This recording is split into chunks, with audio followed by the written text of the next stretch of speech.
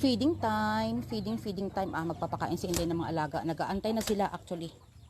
Maingay na ang mga alaga ni Inday. Meron akong sirang nyug dito, oh. Imbis na itapon ko, kakayurin ko yan para mapakain sa manok. Ganyan po ang kalakaran ni Inday dito sa backyard.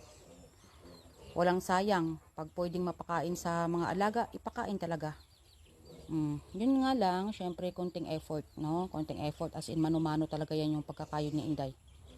Pero saglit lang naman yan, saglit lang. Kailangan lang talaga ng malakasang pagkayod. Pero okay lang, okay pa rin yan, no? Okay pa rin yan. Yan po, yan ang kagandahan talaga sa mga native na mga alaga, native na manok, native na baboy, kasi maraming option na pwede kong ipakain sa kanila.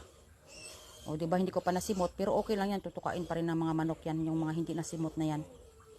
Tingnan nyo. Diba? O, nakales si Inday sa isang meal.